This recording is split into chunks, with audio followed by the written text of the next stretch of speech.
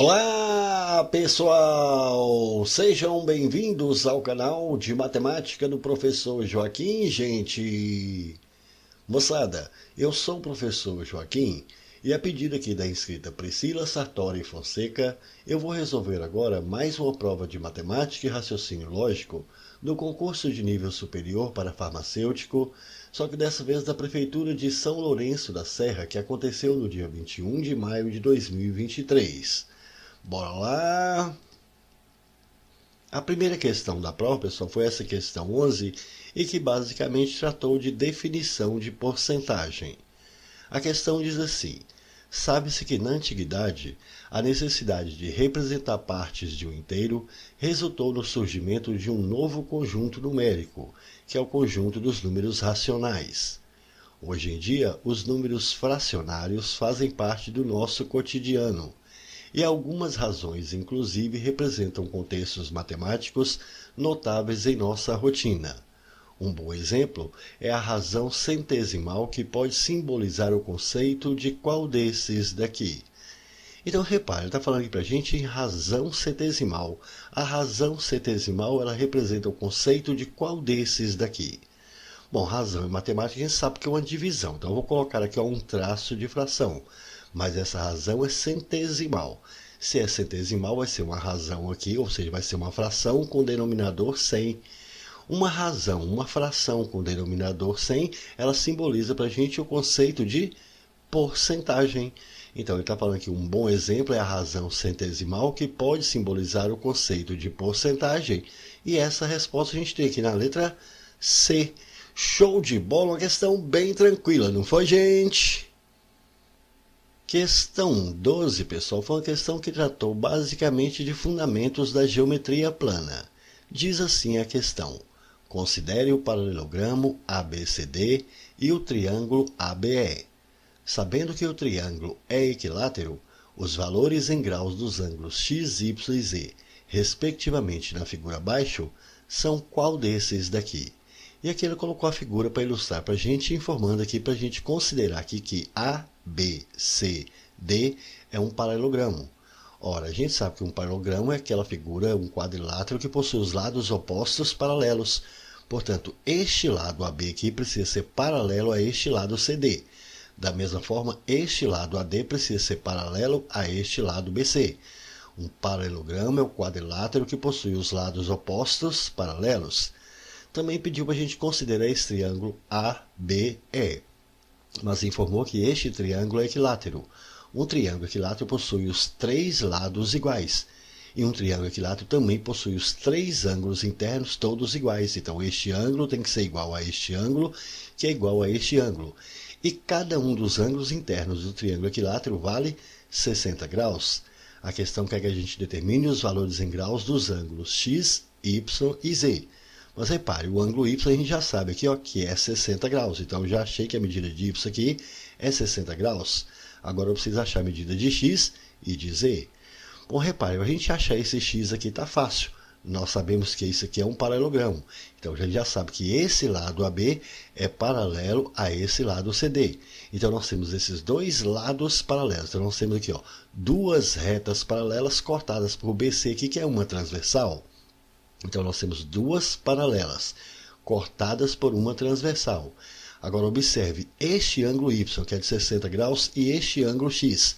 Repare, nós temos duas paralelas cortadas por essa transversal.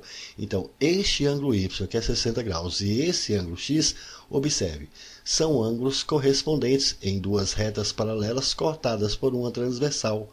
E os ângulos correspondentes são iguais. Então, se esse ângulo aqui é de 60, esse ângulo x também precisa ser de 60 graus. Então, já sei que o valor do x aqui é 60 graus. Agora, só falta a gente achar a medida de z. Z este que está aqui. Mas observe, eu também sei que como isso aqui é um paralelogramo, esse lado AD precisa ser paralelo a esse lado BC. Então, AE também é uma transversal. Então, isso aqui é uma transversal, essas aqui são as duas paralelas.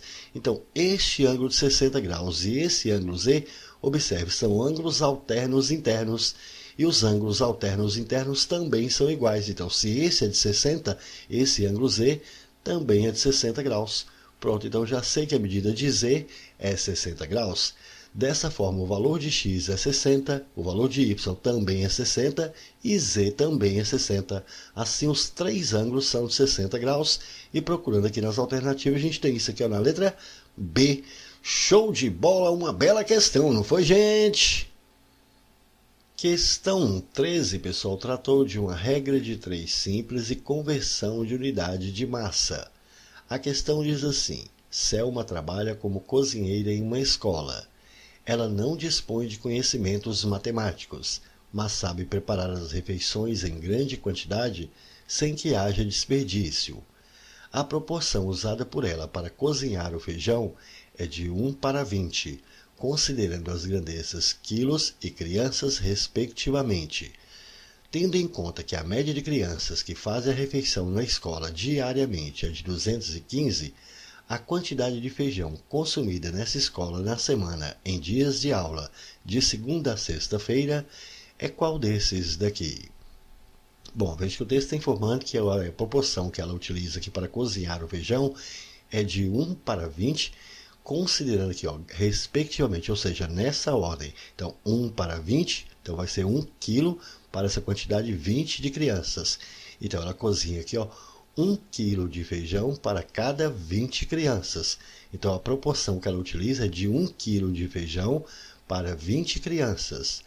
Aí está falando, tendo em conta que a média de crianças que faz a refeição na escola diariamente é de 215, ele quer saber qual que é a quantidade de feijão consumida nessa escola na semana em dias de aula de segunda a sexta-feira. Portanto, aqui, por dia, aqui, é colocada a refeição aqui para essa quantidade de crianças, aqui, ó, são 215 crianças. Então, para 215 crianças, quantos quilos de feijão devem ser preparados? É isso que nós precisamos saber. Eu não sei, eu vou falar aqui vai ser uma quantidade X. Então, perceba, a proporção que ela utiliza é de 1 quilo de feijão para 20 crianças. Assim, para 215 crianças, ela vai precisar de quantos quilos de feijão? É isso que nós queremos aqui. Então, observe que nós temos que essa regrinha de 3 simples diretamente proporcional. Então, é só pegar isso aí e multiplicar em cruz.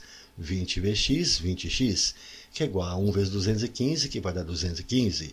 Assim, o valor do x, que é o que nós estamos querendo, basta a gente pegar esse 20 que está multiplicando, a gente passa dividindo.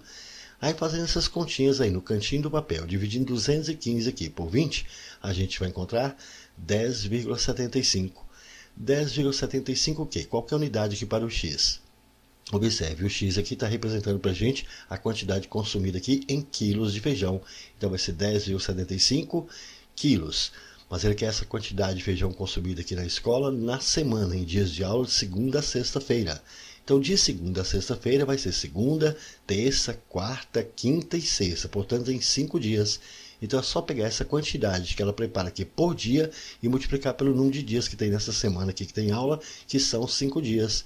E novamente aqui, fazendo essas continhas, multiplicando 10,75 vezes 5, fazendo essas continhas aí no cantinho do papel, a gente vai encontrar 53,75 quilos. Então, essa é a quantidade que ela utiliza aqui no decorrer da semana, de segunda a sexta-feira. Pronto, 53,75 quilos. No entanto, observe, ele quer essa resposta aqui ó, em gramas. Como ele quer essa resposta em gramas, a gente precisa converter quilogramas aqui ó, para grama. Vamos recordar que 1 quilograma corresponde a 1.000 gramas. Então é só pegar 53,75 aqui e multiplicar por 1.000. E fazendo essas continhas aí, multiplicando 53,75 por 1.000, a gente vai encontrar 53.750 gramas. Assim, a quantidade de feijão consumida nessa escola na semana, em dias de aula de segunda a sexta-feira, será 53.750 gramas. E isso a gente tem aqui na letra B. Show de bola, uma bela questão também, não foi, gente? Questão 14, pessoal, tratou de padrão de sequência numérica. Diz assim a questão: na tabela abaixo é possível relacionar cada letra a uma sequência. Sabendo que as sequências atendem a um padrão, a opção que indica corretamente os valores que completam a linha correspondente à letra E na tabela é qual desses daqui? E aqui ele deu essa tabela para a gente com essas letras e os valores para cada uma dessas letras. Então a gente precisa encontrar aqui qual que é o padrão que está obedecendo. Então observe que vamos analisar primeiro aqui essa letra A. Nós temos aqui ó, 2, depois temos o 4, depois temos o 6. Observe, do 2 aqui, para a gente chegar no 4, observe, basta somar aqui, ó, 2. Então, se eu somar aqui, ó, 2 mais 2, eu chego no 4. Se eu pegar esse 4 e somar com esse número 2, que é o primeiro elemento aqui, a gente chega no 6. Pronto, então a gente já percebeu qual que é o padrão que nós temos aqui para essa letra A. Vamos ver para a letra B se mantém esse mesmo padrão. O primeiro elemento aqui é 4. Para a gente chegar no 8, repare, basta eu pegar esse 4 e somar com ele mesmo. Então, 4 mais 4 vai dar 8. Para chegar no 12, eu vou somar esse 8 mais o 4. Então, 8 mais o 4 realmente que vai dar 12. Então, nós já percebemos qual que é o padrão para cada linha. Basta a gente pegar um valor e somar com o primeiro elemento que nós temos na sequência. Então, olha só o C. O primeiro elemento aqui é 16.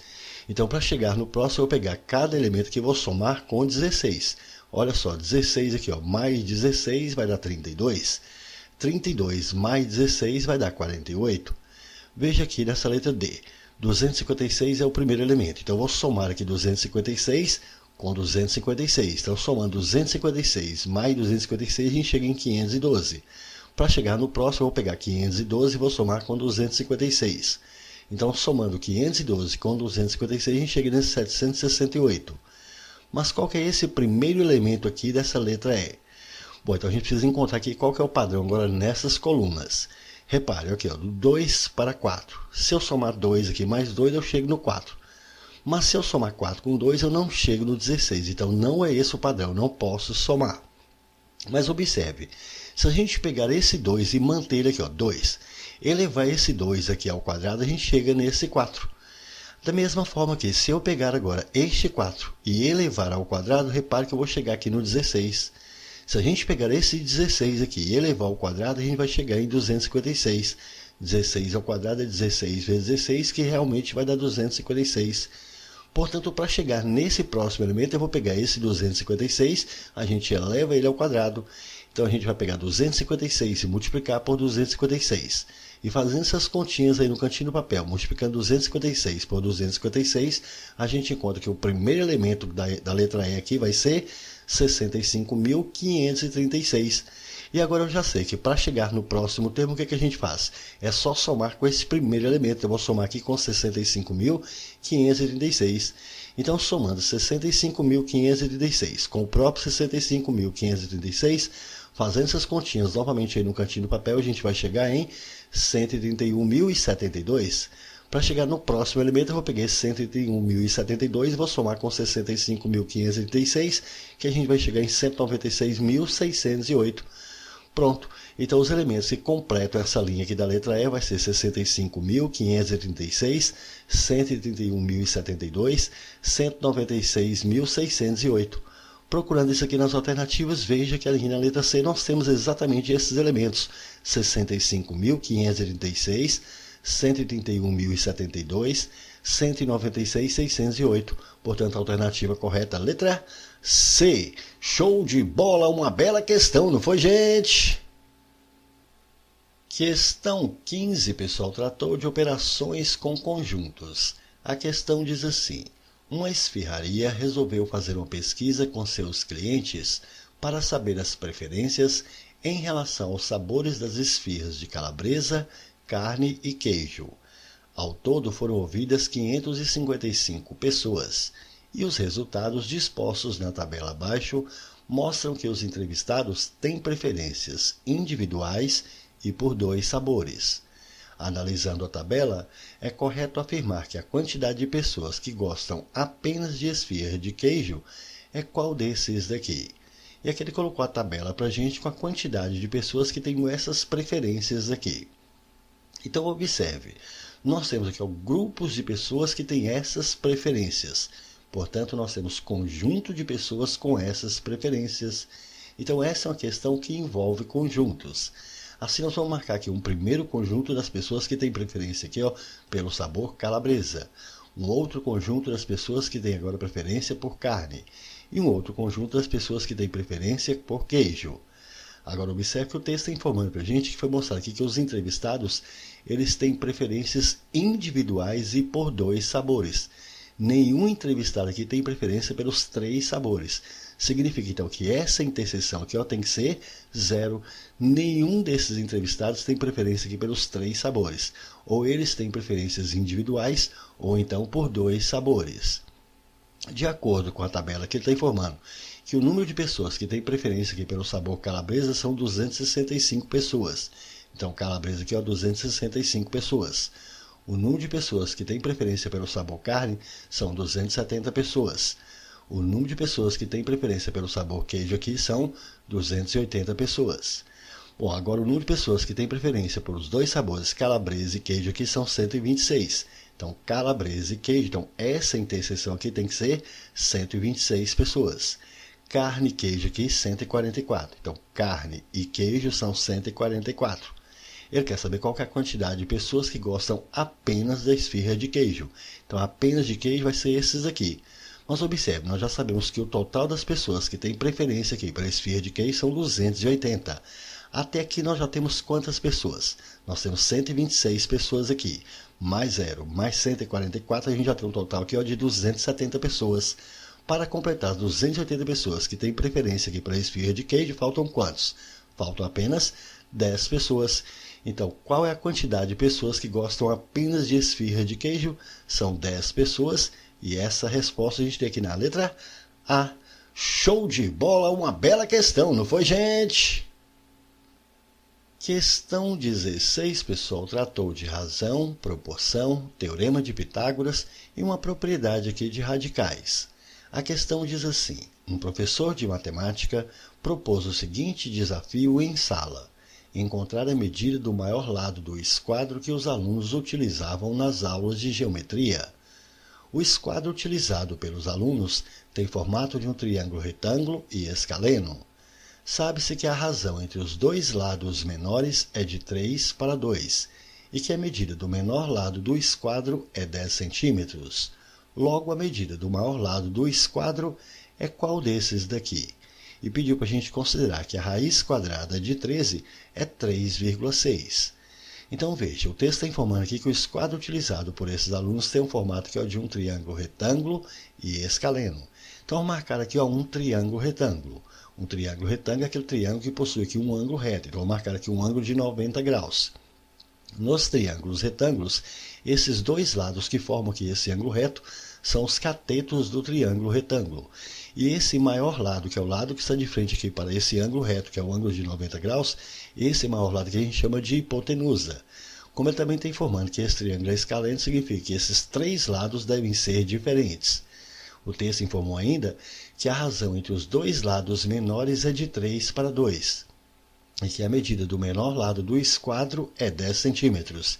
Então, pelo nosso desenho aqui, o menor lado está sendo esse cateto aqui. Então, esse aqui mede 10 centímetros.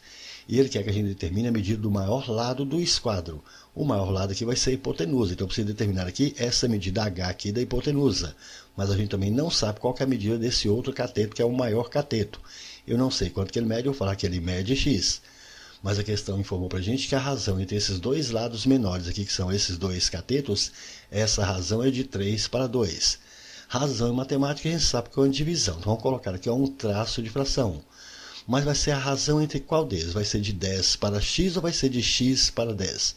Repare que falou que a razão aqui, entre esses 2 lados, ela é de 3:2. Perceba, 3 é maior do que 2.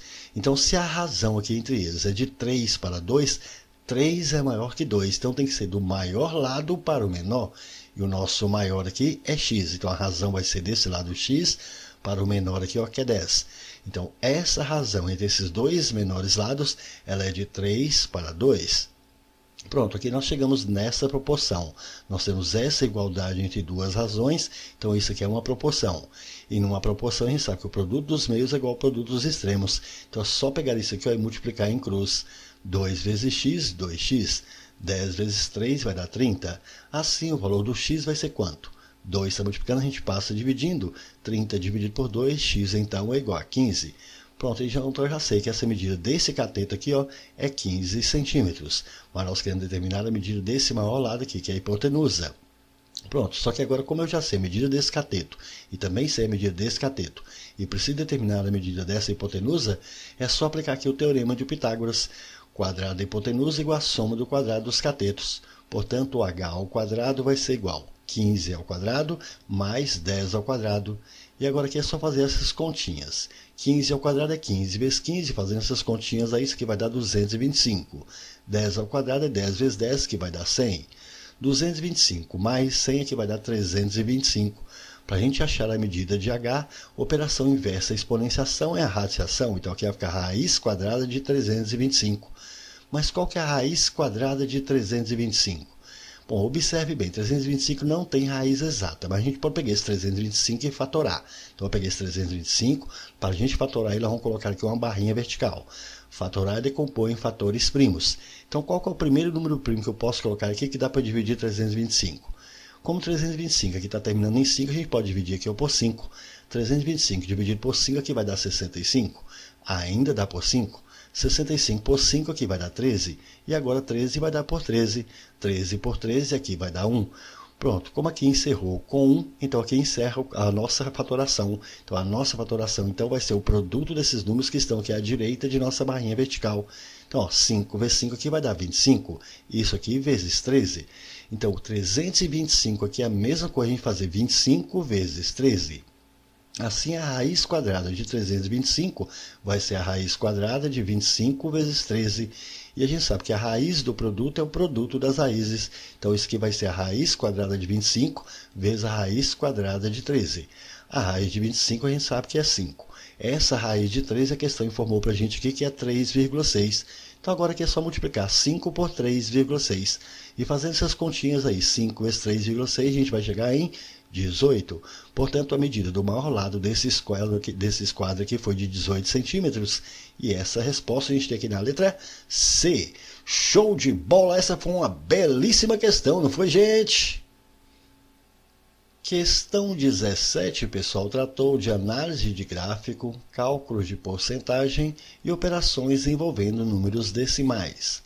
A questão diz assim: a taxa de desemprego no Brasil caiu para 9,8% em 2022, a menor taxa registrada desde 2016, conforme mostra o gráfico abaixo.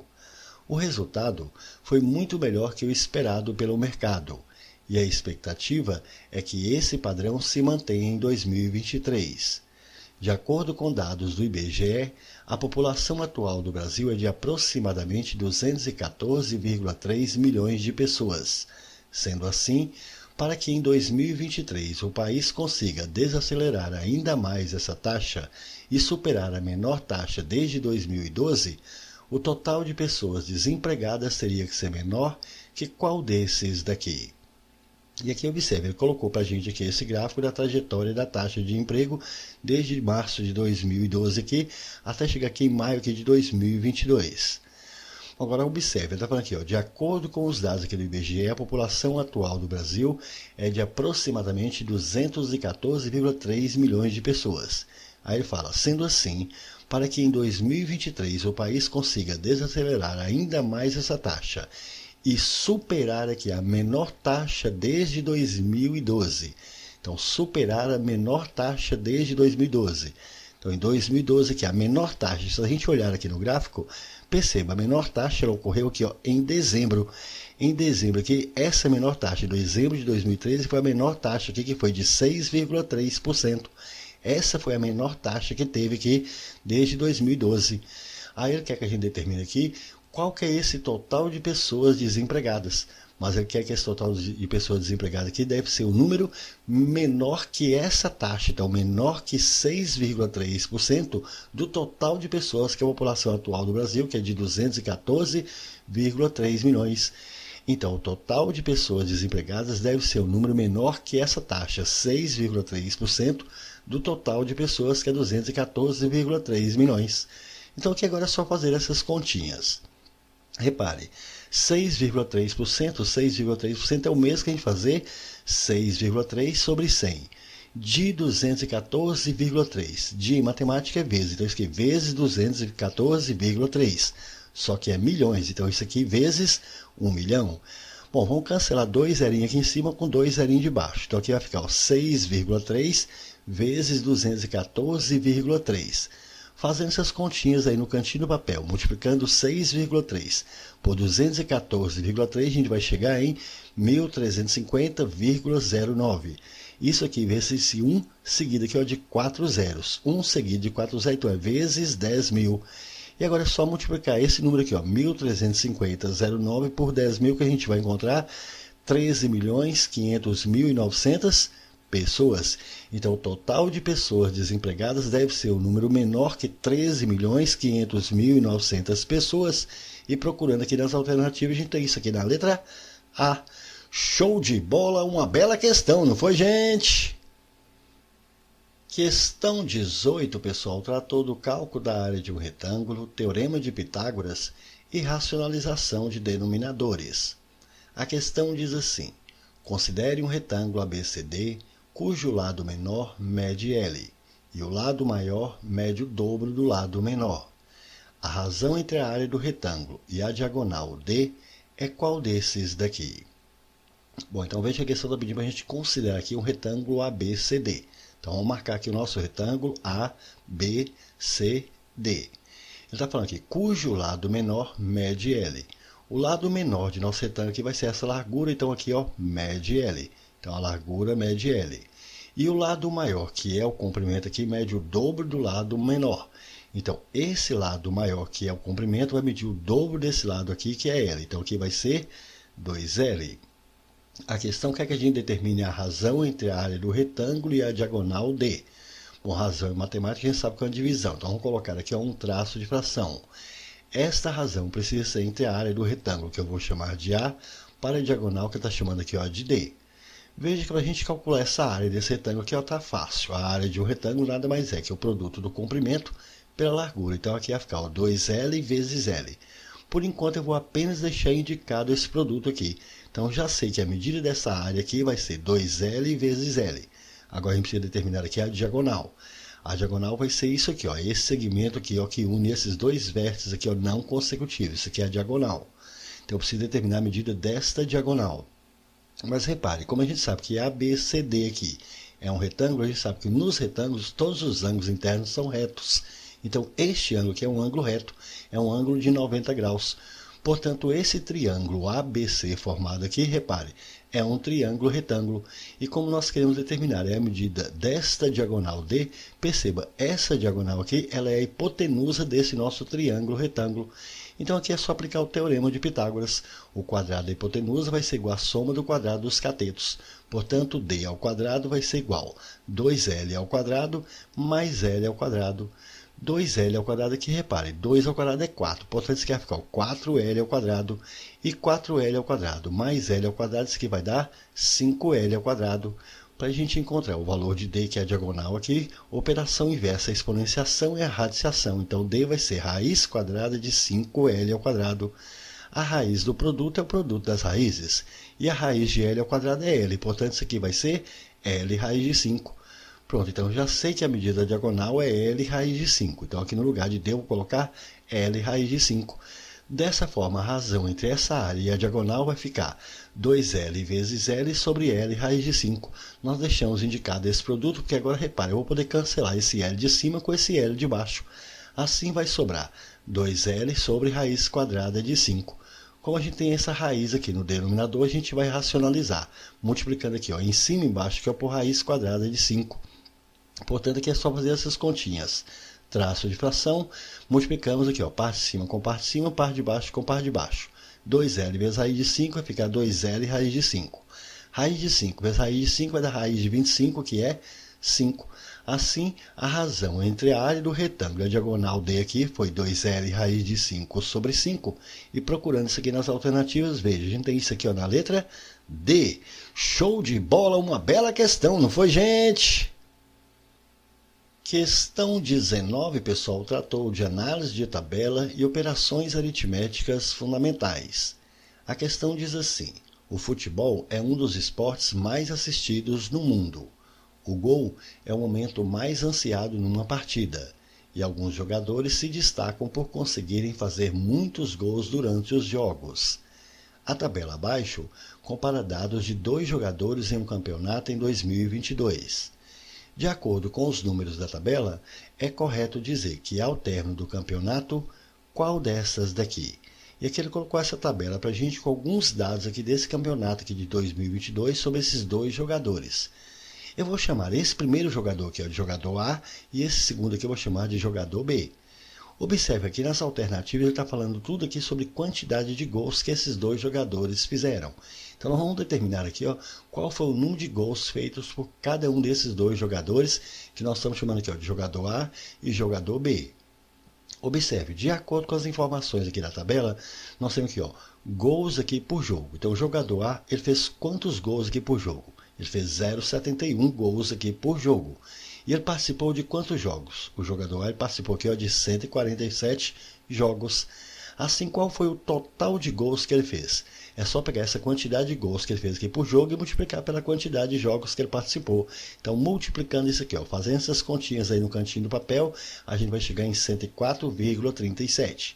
Então, já sabemos que o jogador A ele fez 104,37 gols aqui durante esse campeonato. Agora, vamos ver o jogador B.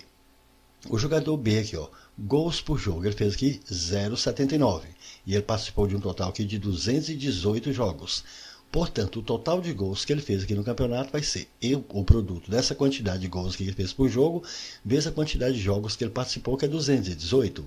E novamente, fazendo essas continhas aí no cantinho do papel, a gente vai encontrar 172,22.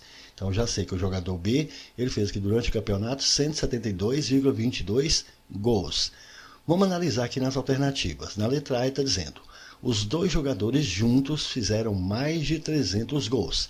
Então vamos ver aqui, se a gente somar essas quantidades aqui, feitas pelos dois jogadores, 104,37 do jogador A, com 172,22 do jogador B, somando isso aqui vai dar 276,59. Então os dois jogadores juntos fizeram 276,59 gols. Fizeram mais de 300 gols? Não, 276,59 não é mais de 300. Então essa daqui é falsa. Vamos ver a letra B. A diferença entre o total de gols feitos pelos dois jogadores é menor que 70? Então, a diferença entre o total de gols feitos pelos dois jogadores é menor que 70? Bom, vamos ver. Vamos pegar o jogador que fez a maior quantidade de gols aqui, foi esse aqui, 172,22. Vamos retirar a quantidade de gols feita pelo jogador que fez menos gols aqui, que foi esse aqui, 104,37. Novamente, fazendo essas continhas aí, 172,22 menos 104,37, a gente vai encontrar 67,85. Bom, a diferença entre o total de gols feitos pelos dois jogadores é menor que 70? Veja, 67,85 realmente é menor que 70. Então essa daqui ela é verdadeira. Vamos ver a letra C. Um dos jogadores fez menos de 100 gols. Não, observe, o jogador A ele fez 104,37, mais de 100. O jogador B fez 172,22, também mais de 100. Então, um dos jogadores fez menos de 100 gols? Não, os dois fizeram mais de 100. Então, essa daqui é falsa. Letra D. Cada jogador fez mais de 150 gols. Não, somente o jogador B que fez mais de 150 gols. Ele fez 172,22. O jogador A ele fez menos de 150. Ele fez 104,37. Então essa daqui também é falsa. Letra E. Os dois jogadores juntos fizeram menos de 200 gols. Bom, veja, os dois jogadores juntos fizeram 276,59, que não é menos de 200, é mais de 200. Então essa daqui também é falsa. Assim, a única alternativa que está correta aqui foi essa da letra B. Show de bola, mais uma bela questão, não foi, gente? Questão 20, pessoal, foi a última questão dessa prova e foi uma questão que tratou da resolução de um sistema de equações de primeiro grau. A questão diz assim: considere o ponto W com coordenadas x, y, solução do sistema abaixo.